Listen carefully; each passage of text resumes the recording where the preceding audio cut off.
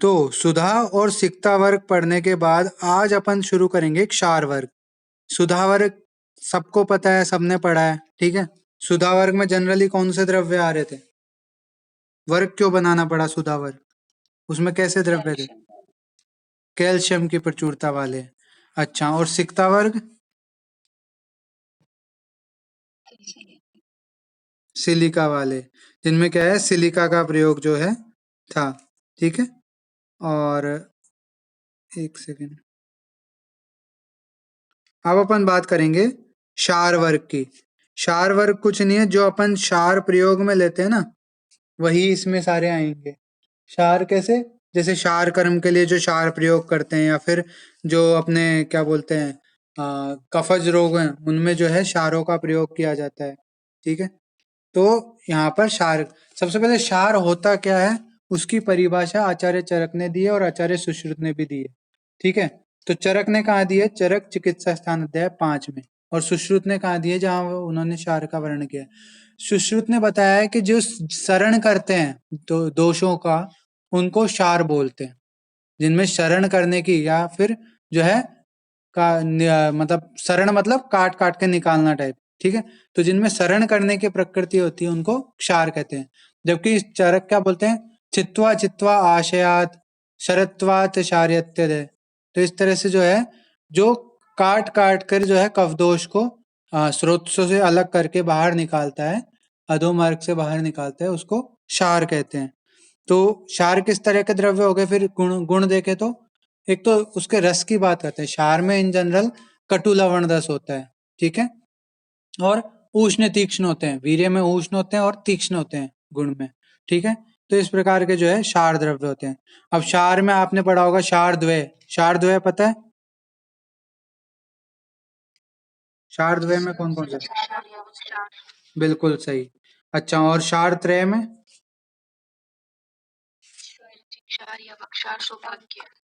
टंकन, ठीक है। और क्षाराष्टक में?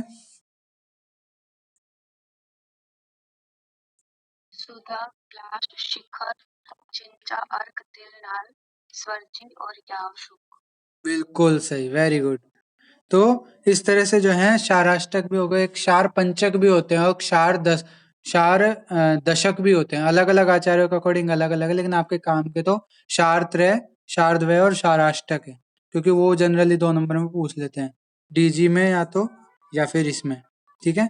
तो अपन रसशास्त्र में 4 क्षारों के बारे में पढ़ेंगे। कौन कौन से 4 क्षार हैं वो? तो सर्जिक क्षार, यवक क्षार, टंकन क्षार और सूर्य क्षार। तो सबसे पहले स्वर्जिक क्षार की अपन बात करते हैं। संस्कृत में इसको स्वर्जिका क्षार है बोला है, हिंदी में इसको सज्जी क्षार बोलते हैं। इसके पर्याय की बात करें तो स्वर्जिक, स्वर्जिका, स्वर्जी, स्वर्ज, ठीक है, सुवर्चिका, स्वर्ज का। आप 4-5 ऐसे याद कर लेना, सोवर्चल, रुचक, कपोत, ये इसके कुछ पर्याय हैं, ठीक है। तो आप 3 या 4 पर्याय मोर देन सफिशिएंट रहेंगे, उतने ही याद करना। इतिहास की इसके बात करें तो चरक संहिता, सुश्रुत संहिता, सब में इसका वर्णन आता है। जहां भी क्षार प्रयोग आएगा वहां पे इसका वर्णन आता है। अच्छा, ये कहाँ प्राप्त होते हैं? तो पंजाब और सिंध प्रांत में जो है लाना नमक युक्त जो वनस्पति है उसको जलाकर जो है क्षार बनाया जाता है, इसका सर्जिक क्षार, ठीक है। अब इसको पता है निर्माण की विधि यहाँ पे बता रखी है कि उष्ट्री प्रिय यानी छोटी दुरालभा जो है उसका पंचांग काम में लेते हैं। क्या करते हैं कि मूल सहित उस प्लांट को, उष्ट्री प्रिय या फिर जो दुरालभा प्लांट है ना, उसको मूल सहित उखाड़ लेते हैं और फिर उसको जो है सुखा देते हैं धूप में। जब वो अच्छी प्रकार से सूख जाता है ना, तो उसमें आग लगा देते हैं, उसको जला देते हैं। उसको जलाने के बाद जो है राख प्राप्त होती है, ठीक है। अब इस राख को स्वच्छ पात्र में डालकर अष्टगुण जल में घोलकर थोड़ी देर के लिए रख देते हैं। थोड़ी देर के लिए मतलब कुछ घंटों के लिए जो है उसको रख देते हैं। फिर ऊपर जो है, अब जलाते हैं तो उसमें कुछ कण वगैरह मिट्टी के सब जो होते हैं वो क्या होते हैं, वो अलग हट जाते हैं, ठीक है। जो पानी में तैरने वाले सब्सटेंस हैं वो अलग दूर हट जाते हैं। तो क्या है कि वो दूर हो गए। फिर उसके बाद अपन क्या करते हैं कि स्वच्छ जल को निथार कर, ठीक है, गाढ़े वस्त्र से 7 से 8 बार छान कर एक स्वच्छ पात्र में अग्नि पर चढ़ाकर जलियान सुखाएं। मतलब यहाँ पे क्या बता रखा है सबसे पहले तो अपन ने उस प्लांट को सैमूल उखाड़ा, फिर उसको सुखा दिया, फिर उसको जो है अपन ने आ, आग लगा दी, जिससे उसकी राख प्राप्त होगी। इस राख को अपन ने अष्टगुण जल में डाल दिया। ठीक है, डाल के फिर क्या किया, जल को तो अलग निथार दिया, और जो है अपना वो क्षार था उसको अच्छी प्रकार से कपड़े से छान लिया। छान लिया, अब जो ये प्राप्त हुआ अपने को मटेरियल, उसमें उस थोड़ा बहुत जलियांश शेष है, तो उस जलियांश को सुखाने के लिए अपन ने अग्नि पर चढ़ा दिया और पूरा जलियांश सुखा लिया। गाढ़ा हो जाए ना जब वो एकदम सूखने की तरफ पहुंचे, तो उसको उतार के आंच से और सूर्य की धूप में सुखा लेते हैं। फिर जो अपन को व्हाइट कलर का पाउडर प्राप्त होता है, वही है क्या होता है, सर्जिक क्षार होता है। समझ में आ गया सर्जिक क्षार? किसी को कोई डाउट? कैसे बनाया? उष्ट्री प्रिया के पंचांग लिए, उनको सुखाया, राख बना दी उनकी जला के, फिर इस राख में 8 गुना पानी डाल के और उसको अच्छी प्रकार से छान लिया 7 से 8 बार। फिर जो है उसको अग्नि पर चढ़ा दिया। कब तक चढ़ा दिया? जब तक वो बिल्कुल गाढ़ा नहीं हो जाए। गाढ़ा होने के बाद उसको डायरेक्ट धूप सनलाइट में सुखा दिया बिल्कुल पूरी तरह, और सफेद रंग का जो है अपन को क्षार प्राप्त हो गया। मात्रा इसकी कितनी काम में लेते हैं? 3 से 12 रत्ती काम में लेते हैं। अनुपान मधु, दुग्ध, जल आदि इसके अनुपान है। गुण की बात करें तो क्षार के जो सामान्य गुण है वो मैंने आपको बता दिए, उष्ण, तीक्ष्ण, कटु, लवण जो है इसके लघु ये गुण होते हैं, और क्लेद करने वाला होता है क्लेदन। ठीक है, तो वीर्य में उष्ण होता है, गुण में तीक्ष्ण होता है, और लघु होता है। ठीक है, यह क्लेदन करने वाला होता है। अब कोई चीज जलाएगा, जैसे आप इसको यूज करते हैं, मांस वगैरह जो है ये उसको भी जला देता है क्षार, तीक्ष्ण होता है तो जब वो मांस आदि धातुओं को जलाएगा तो उनका जलियांश क्या होगा, वो क्लेद के रूप में बाहर निकलेगा। तो इसलिए यहाँ पे क्लेदन करने वाला होता है ये। ठीक है, फिर आता है पाचन करने वाला। अब आप देखते हो जनरली, आप प्रेस्क्रिप्शन देखना डॉक्टरों के अपने कॉलेजों में, वो लिखते हैं जैसे कि किसी के अग्निमांद्य वगैरह हो रखा हो, किसी के कॉन्स्टिपेशन हो रहा हो, तो यवक्षार बहुत लिखते देखा होगा आपने, यवक्षार लिखते हैं वो, पंचसकार चूर्ण लिखते हैं, और भी कई चीजें लिखते हैं। तो क्षार क्या होता है? पाचनीय होता है, पाचनीय कर्म करने वाला भी होता है, पाचन भी करता है। ग्रंथि और व्रणशोथों का विदारण करने वाला। विदारण मतलब उसको काट काट के जो है अलग करने वाला। जैसे कोई गांठ बन गई है तो गांठ को क्या है, पिघलाता है वो। क्यों? उष्ण तीक्ष्ण होता है तो उसको गलाता है, कफ को गलाने का काम करता है क्षार। तो इसलिए यहाँ पे क्या है, ग्रंथि और व्रणशोथ का विदारण करने वाला था। शोथ क्या होता है? शोथ में भी एक जगह क्या होता है, लिक्विड इकट्ठा होता है, तो उस लिक्विड को हटाने का काम करता है, विलयन करने का काम करता है। ठीक है, दाह कारक। अब जला जो उष्ण तीक्ष्ण चीज होगी वो तो दाह तो करेगी, तो क्षार कैसा होता है? दाह कारक। छेदन करता, छेदन, चित्वा चित्वा आशयात मैंने आपको बताया था, तो छेदन करता है। ठीक है, और अग्नितुल्य होता है, आग्नेय प्रकृति का होता है। इस प्रकार से जो है सर्जिक क्षार के गुण हो गए। समझ में आ गए? उष्ण होता है, तीक्ष्ण होता है, लघु होता है, इसके अलावा क्लेदन करने वाला होता है। ठीक है, पाचनीय होता है, और ग्रंथि आदि का विदारण करने वाला है, उनको गलाने वाला होता है। दाहकारक होता है, छेदन करने वाला होता है, और जो है अग्नितुल्य होता है। ये इसके गुण हो गए। ठीक है, अब अगला आता है अपना यवक्षार। यवक्षार पोटेशियम का एक सॉल्ट होता है। ठीक है, तो इसमें क्या होता है, यव, यव आपको पता ही है कैसे बोलते हैं यव, जल्दी बताओ। जौ को, तो बस जौ का ही अपन क्षार बनाते हैं इसमें। ठीक है, यवक्षार को अपन जोखार या जवाखार, अपने वर्ड कहीं पर जवाखार भी मिलेगा, तो यवक्षार उसके वो पर्याय हैं। तो पर्याय आप पढ़ लोगे, 4-5 पर्याय याद कर लेना। यवापत्य, यवज, यवशूकज, यव्य, यवाग्रज। यवाग्रज आएगा, कई जगह आएगा, जैसे तुम चिकित्सा स्थान में पढ़ोगे ना, चरक में, तो यवाग्रज वर्ड आया हुआ है वहां पे। ठीक है, यवनालज, यवशूक। ठीक है, यावशूक, यावशूक वो श्लोक में है शाराष्टक वाले में, यावशूकश्च। ठीक है, शूकज, याओ शूकज, याव्य, पाक्य, ये इसके कुछ पर्याय हैं। आपको 4 पर्याय याद करने हैं बस, ज्यादा याद करने की जरूरत नहीं है। क्यों? क्योंकि आपको याद करने के लिए पहले ही बहुत मटेरियल है। तो 4 आप इनकी इसकी तो खैर नहीं, लेकिन हाँ सुधा सिक्ता वर्ग तक की तो सबने टेबल बनानी है सबको। जो पॉइंट है ना उसके सारे टेबल फॉर्म में लिखना, और उनको रेगुलर रिवीजन करना है, ताकि आपके दिमाग में रहे। अच्छा, टेबल किस किस ने बना लिया अब तक? महाराज सुप्रत साधारण की टेबल किस किस की तैयार है? हैंड रेज कर लो। किसी ने भी नहीं बनाए तुम में से?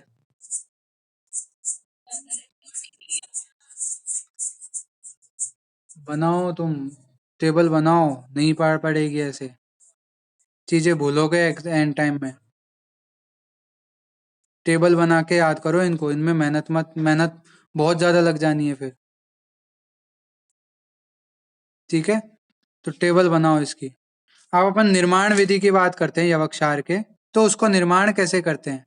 तो सबसे पहले पक्व यव लेते हैं, उसका वही पंचांग लेते हैं, सह मूल उखाड़ते हैं उसको, उसको फिर सुखाकर और जलाकर उसकी राख बना देते हैं।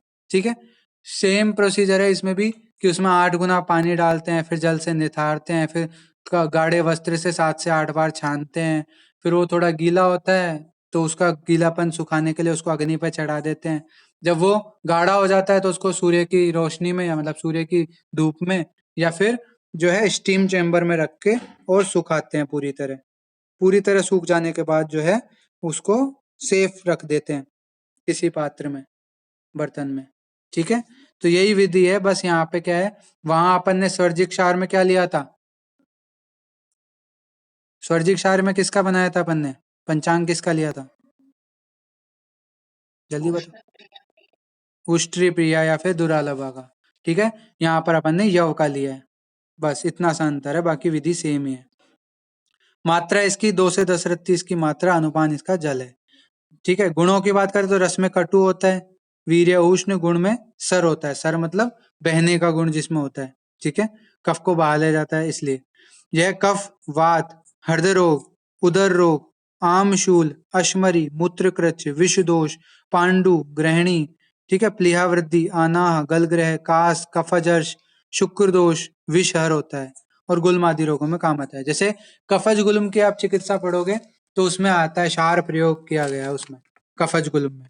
ठीक है, इसके अलावा शुक्र दोष, कफजर्श, जो कफज रोग जितना आ जाते हैं उनमें क्षार का प्रयोग किया जा सकता है। इसके अलावा मैंने क्षार का बताया था, उष्ण तीक्ष्ण होता है तो दीपन पाचन करने वाला होता है, इसलिए यहाँ पे गृहिणी रोग, पांडु रोग, ठीक है, आमशूल, उदर रोग, इनमें भी ये काम करने वाला होगा। क्यों? क्योंकि इन सभी में अग्नि मांद्य होता है।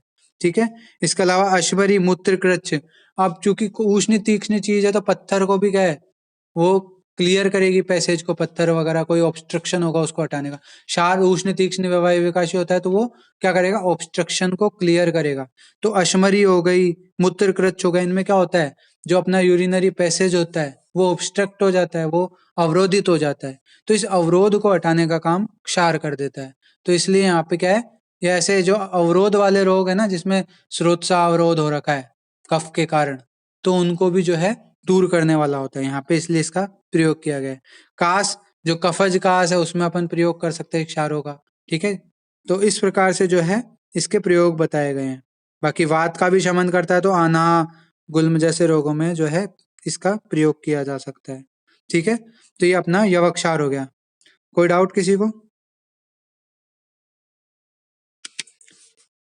ठीक है, अब नेक्स्ट पढ़ते हैं अपन टंकण क्षार। टंकण क्षार क्या है? इसमें आपको फॉर्मूला याद करना है बोरेक्स का। अंग्रेजी में इसको बोरेक्स बोलते हैं, सोडियम पायरोबोरेट इसका रासायनिक नाम है। केमिकल फॉर्मूला क्या है इसका? Na2B4O7.10H2O। ठीक है, Na2B4O7.10H2O, ये 2 नंबर में जो है पूछा जाने वाला क्वेश्चन है। जहाँ जिन यूनिवर्सिटीज में 2 नंबर के क्वेश्चन आते हैं ना, वो पूछ लेते हैं बोरेक्स का फॉर्मूला, केमिकल फॉर्मूला लिखो। ठीक है, वहां पे टंकण भी नहीं बोलते, वहां बोलते बोरेक्स का केमिकल फॉर्मूला लिखो। तो इसलिए वहां याद रखना है, इसका केमिकल फॉर्मूला पूछ लेते हैं। ठीक है, अब इसके पर्याय की बात करें तो टंकण, ठीक है, टंकन, टंक, टंग, टंगण, द्रावक। ठीक है, द्रावक गण में भी आता है ना टंकन, नहीं आता।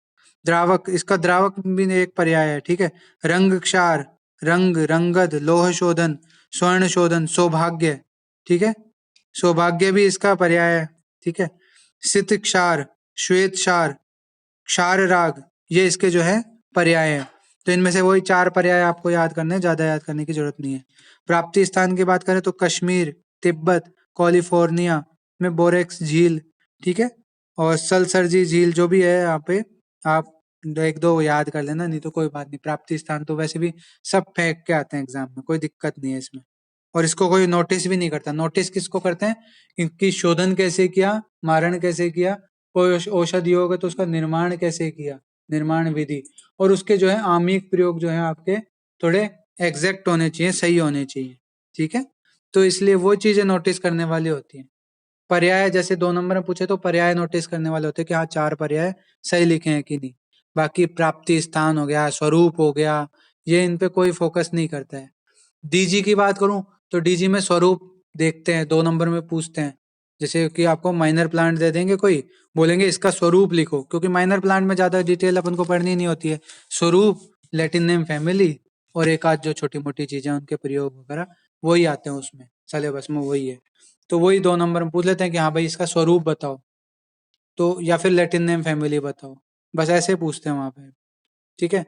तो प्राप्ति स्थान वगैरह कोई ज्यादा पूछता नहीं है, और पूछता भी है तो आप कॉपी पेस्ट कर सकते हो। जैसे कि कोई खनिज रत्न वगैरह पूछ ले तो उसमें आप झारखंड बिहार आराम से लिख सकते हो, क्यों, वहां पे ही उसकी खदानें हैं, ठीक है।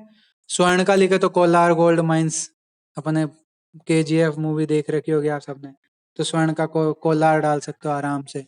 तो ऐसे कुछ कॉमन कॉमन जगह हैं जहाँ पे पाए जाते हैं। अब्रक है जो राजस्थान लिख सकते हो यहाँ पे, ठीक है। तो इस तरह से जो है आपको प्राप्ति स्थान की टेंशन नहीं लेनी, जितना याद हो जाए ठीक है, नहीं हो तो भी कोई दिक्कत नहीं, ठीक है।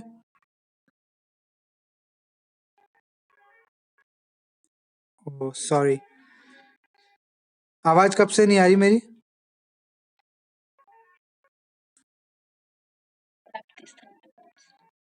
अच्छा, ऑफ कैसे हो गया नेट, ये पता नहीं। तो प्राप्ति स्थान में मैंने आपको बताया कि टेंशन नहीं लेनी, याद हो तो ठीक, नहीं हो तो कोई बात नहीं। प्राप्ति स्थान में जैसे कॉमन प्राप्ति स्थान में जैसे बताया था ना, खनिज रत्न होंगे जितने भी, और अपने जो महारस उपरस साधारण रस के होंगे, तो ज्यादातर खदानें कहाँ होती है, झारखंड बिहार में, तो वो लिख सकते हो। जैसे अब्रक है, उसकी कहाँ लिख सकते हो आप, अब्रक राजस्थान में प्राप्त होता है तो वहां राजस्थान लिख सकते हो, ठीक है। तो ऐसे करके जो है आपको प्राप्ति स्थान लिखना है, उनका लोड नहीं लेना, नहीं याद हो तो तुक्के मार सकते हो, टोरे लगा सकते हो, उसमें कोई दिक्कत नहीं, ठीक है। टंकण के भेद की बात करें तो 3 प्रकार के टंकण प्राय उपलब्ध होते हैं, बोरेक्स, बोरिक एसिड और कैलिमनाइट, ठीक है। तो इनके फॉर्मूले सबके याद कर लेना और नाम याद कर लेना। रस शास्त्र में इसके 2 प्रकार बताए हैं, टंकण और नीलकंठ टंकण। टंकण जो होता है श्वेताब होता है, इन जनरल अपन को यही मिलता है। नीलाभ वाला जो है अपन को प्राप्त नहीं होता, या फिर है तो रेयर है, महंगा है, ठीक है। आप जैसे लैब वगैरह में भी देखोगे तो आपको जो श्वेत वाला टंकण है ना वही मिलेगा। शोधन की बात करें टंकण का, ये सब आपने किया होगा कॉलेज में, आर्य वाले ने तो किया होगा, यहाँ तो सबसे पहले यही कराते हैं टंकण का शोधन। किया है क्या किसी ने? कुछ कुछ नहीं करते, बस कढ़ाई में डाल देते हैं और उसको सेकते जाते हैं, जब तक वो जैसे पॉपकॉर्न नहीं फूलते ऐसे फूलने नहीं लग जाता, बस जब तक उसको फुलाते हैं, उत्फुल्लीकरण बोलते हैं इसको, ठीक है। क्यों करते हैं ऐसा, फूलते क्यों है, क्योंकि आपने टंकण का भी फॉर्मूला पढ़ा है, Na2V4O7.10H2O। तो ये जो 10H2O जल के अणु है, उनको सुखा देते हैं अपन, उसको ही अपन मान लेते हैं हाँ शुद्ध हो गया है, ठीक है। तो बस वही है कि जल के अणु सूख जाते हैं तो वो क्या हो जाता है, हल्का हो जाता है और फूल जाता है, उत्फुल्लीकरण हो जाता है उसमें। तो बस यही उसका शोधन हो गया। टंकण की मात्रा 1 से 2 रत्ती, अनुपान मधु घृत आदि इसके अनुपान है, ठीक है। शुद्ध टंकण के गुणों की बात करूं तो रस में कटु, उष्ण, रूक्ष, तीक्ष्ण, सर, वात कफग्न, क्षार जो होता है वो वात कफ नाशक ही होता है, पित्तकृत, क्षार कैसा होता है, आग्नेय टाइप का होता है इसलिए पित्त को बढ़ाने वाला होता है, हृदय, बल्य, दीपन, वर्ण्य, आर्तव जनन, ठीक है। ये आवर्त जनन नहीं है, यहाँ पे शायद आर्तव जनन आना चाहिए, एक सेकंड में चेक कर लूं। हाँ आर्तव जनन ही है यहाँ पे, आर्तव जनन, द्रावी, विषग्न काम करता है, विष को जो है हरने वाला होता है। इसके अलावा स्वर्ण रूपीय शोधक, में सोना चांदी इनका शोधन करने वाला जो है होता है, ठीक है। कफ का निस्सारक होता है, यानी कफ को निकालने वाला। आप इन जनरल जैसे खांसी वासी होती है ना, खासकर बच्चों में, तो आप देखना थोड़ा सा उनको शुद्ध टंकण बस में चटाते हैं, चटाते हैं इन द सेंस, थोड़ा सा टंकण लेते हैं उसको मधु वगैरह कुछ मिला के, और एक चुटकी भर लेके और बच्चों को चटाते हैं, उससे उनकी खांसी ठीक हो जाती है। तो क्या होता है उनके, क्या कफ की जो प्रॉब्लम होती है उसको दूर करने वाला होता है, कफ को निकालने वाला होता है।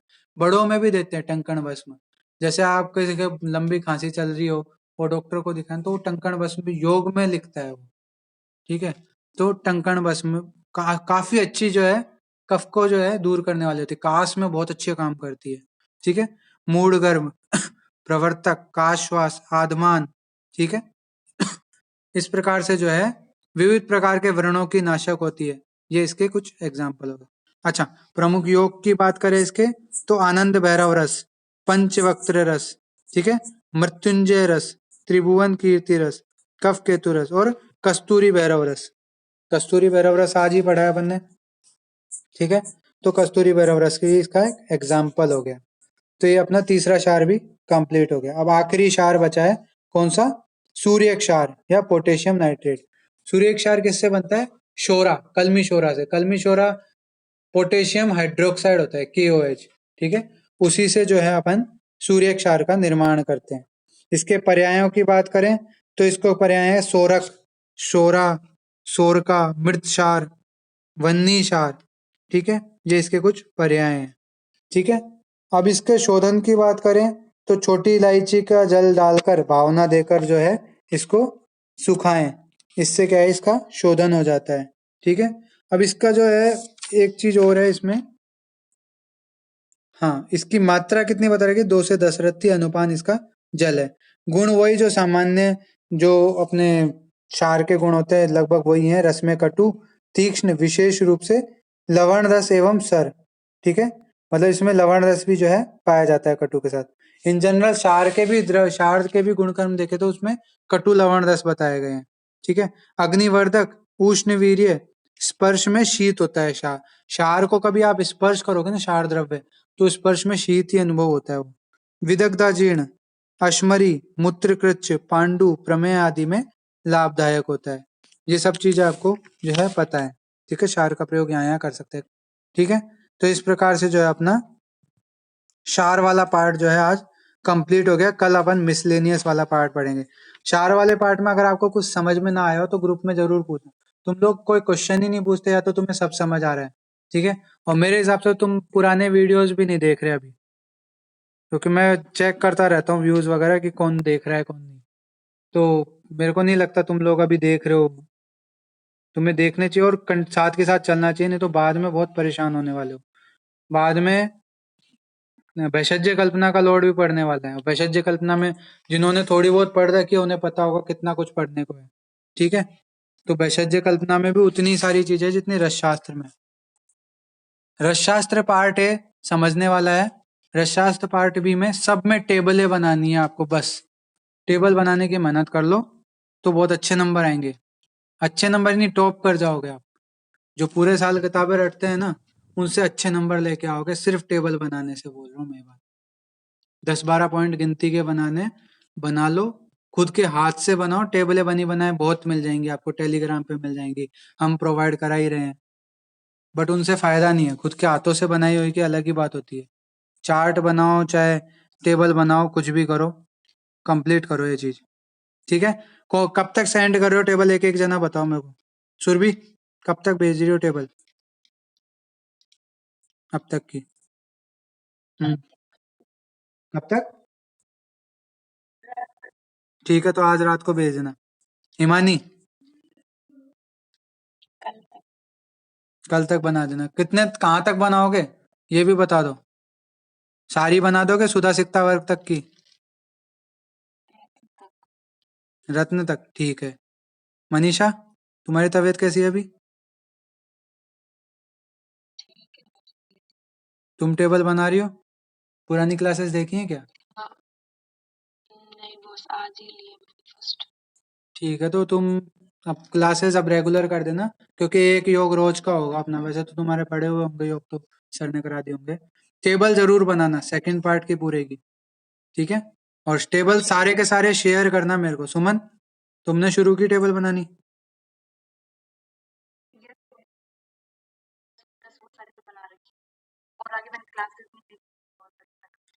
ठीक है, तो क्लासेस लो, कैसे भी करो बनाओ टेबल, क्योंकि टेबल ही काम आएंगे लास्ट टाइम में। तुम बुक उठा के नहीं बैठोगे। बुक तो पारद में भी नहीं उठानी पड़े। पारद के भी जैसे अष्ट संस्कार है, नाम बताओ मेरे को, थोड़ा सा पूछ ही लूं मैं तुम्हें कितना याद है। पारद के अष्ट संस्कारों के नाम पहले जो नए आए हैं वो बताओ। रुको सीमा, नहीं रुको। मनीषा, सुमन, भारत के अष्ट संस्कारों के नाम किसको आते हैं?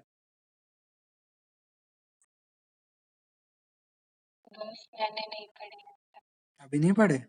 अच्छा सुमन,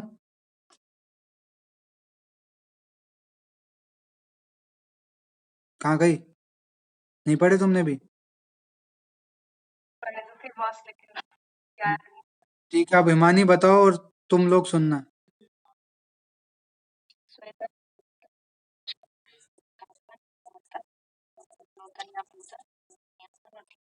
ठीक है, अब इनके क्रमशः कर्म भी बता दो। सुर भी बताएगी कर्म? एक सेकंड, सुर भी बताएगी।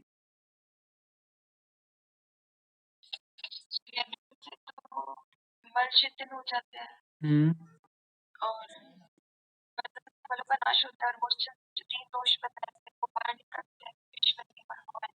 हम्म। तुम्हें ढंग से याद नहीं है, मैंने एक एक वर्ड के हैं इसमें, थोड़ा संस्कृत भी याद कर लो, कोई दिक्कत नहीं है। जैसे कि स्वेदन में क्या था? मल शैथिल्य कराणाम। फिर आता है मर्दन, मर्दन में क्या था?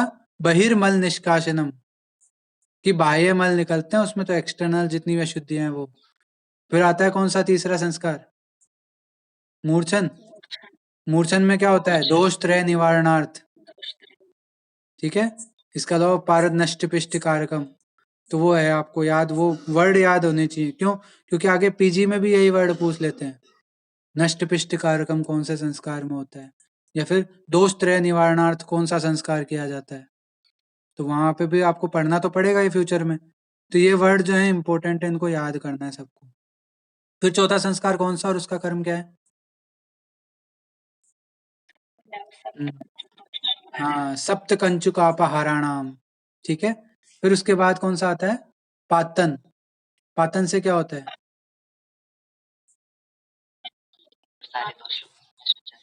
हम्म, नागवंग दोष का, जो यौगिक दोष थे उनका जो है नाश होता है। फिर बोधन और रोदन।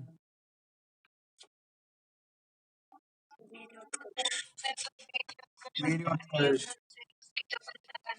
हाँ, नियमन से चपलता का नाश होता है।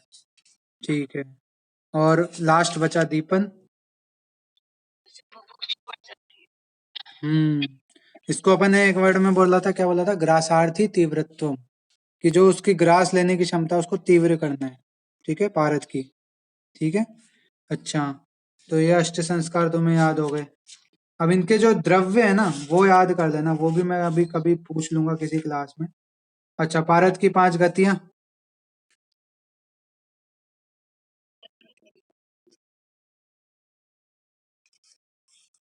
अच्छा, पारद के सामान्य शोधन की विधि बताओ कोई।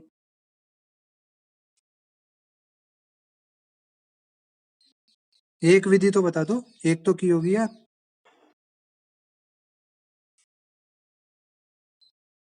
ऐसे पार नहीं पड़ेगी चुप रहने से।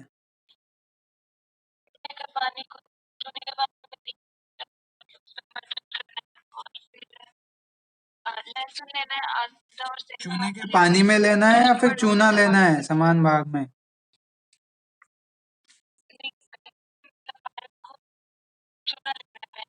हम्म।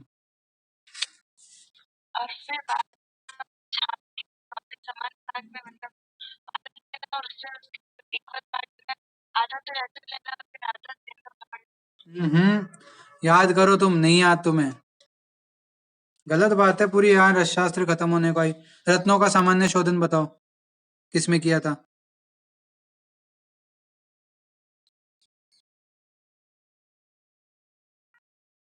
पढ़ाई करो। पास तो सभी होने हैं, कोई फेल नहीं होना तुम में से। क्या करते हैं प्रोसीजर? मैंने कहा कि दो चीजें जरूर बताया करो, कि किसमें करते हैं और क्या प्रोसीजर करते हैं। स्वेदन, वेरी गुड। ठीक है, पढ़ाई करा करो, है ना? ऐसे आंसर नहीं दोगे तो फिर अच्छा नहीं है। अभी तो वैषज्य, फिर मैं तो वैषज्य तो थोड़ी स्पीड से बढ़ाने वाला था मैं। तो वैषज्य में तो मेरी नजर में तो वैषज्य में समझाने लायक ज्यादा कुछ है नहीं। तुरंत बताना है कि हाँ ये कल्पना ऐसे तैयार होती है, काम खत्म। वैषज्य में तो इतना ही है। अंजन इतने होते हैं, अंजन के भेद ये हैं, इस अंजन में ये करते हैं। ये धूमपान है, धूमपान में धूमवर्ती की मात्रा इतनी होती है, धूम नेत्र की लंबाई इतनी होती है। बस यही बताना है उसमें मेरे को, फटाफट निकालूंगा मैं वो। कैसे कवर कवर करोगे इसके साथ? थोड़ा सोचो और पढ़ो। ठीक है, एंड कर रहा हूँ मैं क्लास अब।